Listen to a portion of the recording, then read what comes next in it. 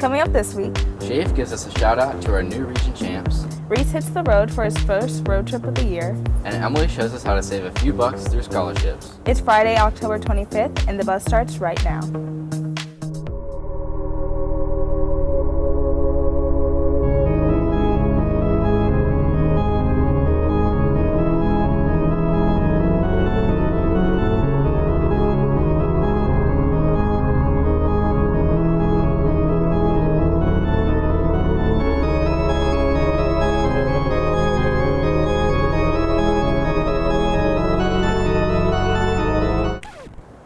I'm not a huge fan of living as a ghost, but I am ready for the spooky season. I'm excited for all the holidays that are coming up this year and all the region titles that our student athletes won. Shafe took a break from giving updates on Twitter and sat down in the studio to cover all the athletes in the Yellow Jacket universe. What's up, Fort Mill? I'm Shafe, and you're watching the Buzz Sports.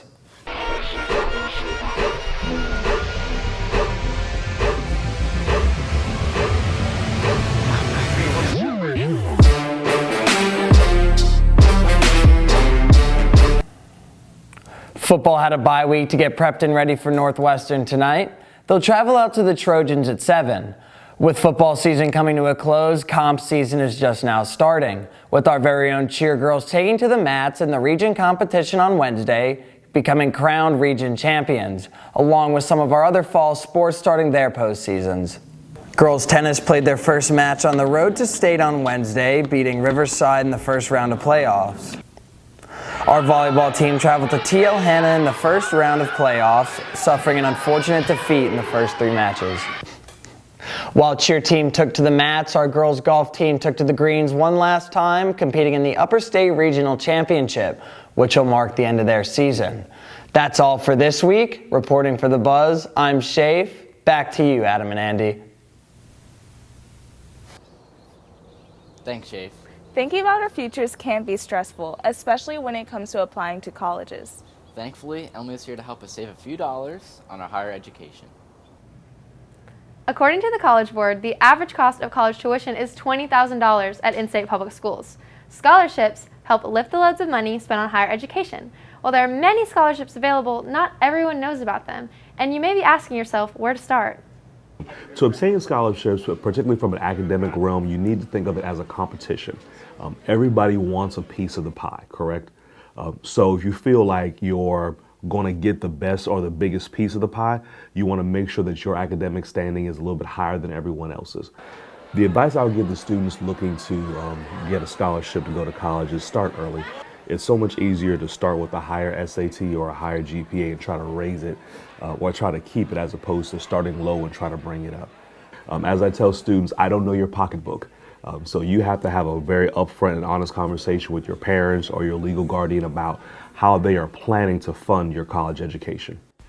To really get your shot at a scholarship, you must keep your GPA above a 2.5 and your grades average.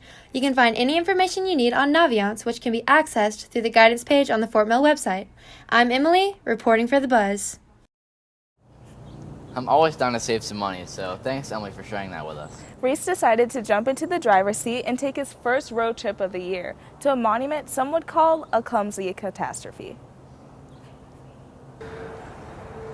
That's right, guys, and after weeks of waiting, I'm finally back for another road trip. And this week, I'm catching a flight to one of the U.S. Air Force's most embarrassing explosive events. Let's go. That's my plane.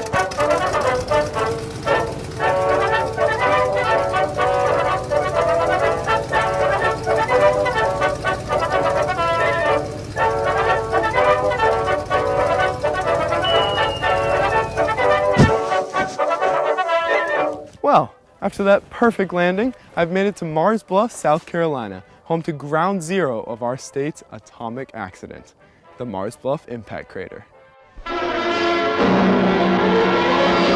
Well, the day was March 11th, 1958. A B-47 aircraft had taken off from Hunter Air Force Base in Savannah, Georgia. As it was flying over Florence, however, a bomb was accidentally released from the plane. And not just any bomb. The nearly 4-ton Mark 6 atomic bomb dropped about 3 miles before hitting the ground. Luckily, the bomb didn't have any of the nuclear components it needed for a larger explosion. which is good because if a bomb this size went off, Mars Bluff would be practically non-existent. Nonetheless, the smaller explosion from the TNT trigger inside caused commotion for the people of the community. Their houses were physically pushed to the side from the explosive force of the bomb. No one was really sure what happened until weeks later when the crew explained how the bombardier accidentally tripped in the bomb bay and grabbed hold of the release pin. No one was charged. 61 years later, the crater has stopped making headlines and has since been hidden behind the tree line. But a Mars Bluff local says the incident has not been forgotten. I've been in this location 20 years, and as long as I've been here, I've seen people come and go asking about the crater site. It's amazing. Because of the damage done to the city and the crater left behind, the residents of Mars Bluff will never forget the day an atomic bomb was dropped on them. Reporting for The Buzz, I'm Reese. Thanks, Reese. It's crazy how someone can cause so much damage from just one small mistake. Mishaps can happen anywhere at any time, especially those on social media. Grayson's here to answer whether or not the administration here at Fort Mill monitor what we post on social media. Apps like Instagram and Snapchat are a large part of our generation and are mainly how we communicate and share ideas with others. We post pictures of ourselves and of our friends, and for the most part, it's harmless. But often these seemingly innocent posts can turn foul, and the school may get involved. Students seem to favor a school that does not monitor the posts of their student population. I think monitoring our students' social media is kind of invading their privacy a little bit. I think it's our business, not theirs. I mean, I guess it makes sense, like if dangerous stuff, but otherwise I think they should stay out of it. I think if the student has a public account, then they have kind of chosen to have their schools see what they post and monitor that. And if that's something that they don't like, then they should change their account mode to private. I do think the school should be able to see what we post, but not monitor it, because there is issues with like cyberbullying and all of that, so the school can take awareness in that. After talking to administration, it turns out that the school itself does not monitor what students post. Instead, they usually receive student input on posts that seem concerning, so only posting what you're proud of is a great way to stay out of trouble. I do think that it's important to be careful about what you post. Anything from your grandma on Instagram to a college board looking at you, these things can affect your future, so you just want to make sure what you're putting out there is something that you want to represent you. I do believe it's important that we be careful on what we do on our social media accounts, because it could haunt you with a job interview, college applications, and it's just be smart on it. I definitely think that you should be careful about what you're posting on social media, because you never know how it's going to come back and hit you in the future. Being careful about what you post is key to keeping your record clean. Always think about who may see it before you post it. I'm Grayson, reporting for The Buzz. Thanks, Grayson. We normally talk to our friends about the things we see on our phones, but lately we've been talking about the phones themselves. Apple's annual release of newer generation iPhones usually raises some questions. Here's Nora with the answers. With the recent drop of the iPhone 11, some Apple customers aren't completely sold on their purchase. Most different part about the iPhone 11 is definitely the other camera. I mean, I have no clue how to use it right now, but I mean, it looks different. It feels way more smooth as the phone does itself, and it just feels better. I don't think it was really worth the price. I feel like you could spend a little bit extra money and get the iPhone 10, which does pretty much everything the same. It just doesn't have another camera. I don't think it's worth the price because they only really changed the camera on it, but I'm thinking of getting a new phone and upgrading. Because of the heavy price tag and promises of major improvements, including a longer battery life, it seems that some users are scrolling for more from Apple. I'm Nora, reporting for The Buzz. Thanks, Nora. It's amazing how far technology has come since the days of Alexander Graham Bell. And since then, phones have been by far the best way to communicate with people of different cultures. People around the world are celebrating all their different festivities, and some might differ from the ones in the U.S. Here's Maddie with more. Americans celebrate a lot of holidays, like Halloween and Thanksgiving, but these celebrations may seem a bit odd to other cultures. In Mexico and throughout Latin America, Dia de los Muertos, or Day of the Dead, is celebrated from October 31st to November 2nd.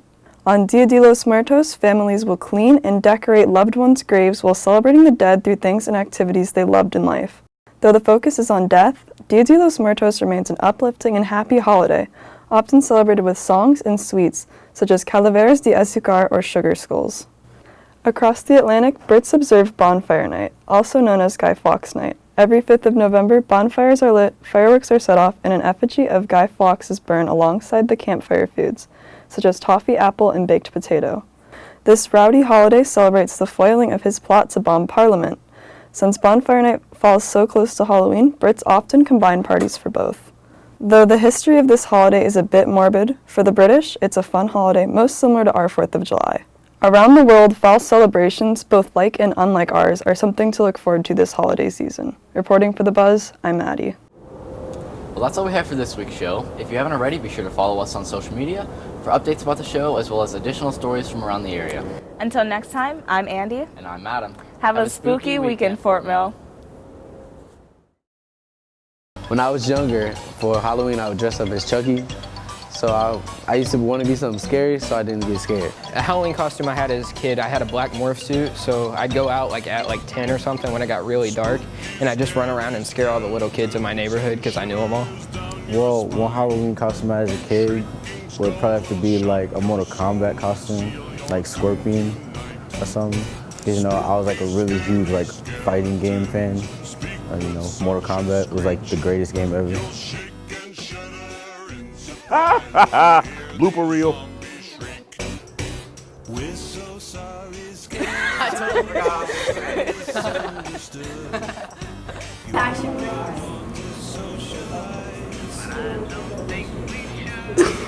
Should I try to drop it directly on my foot?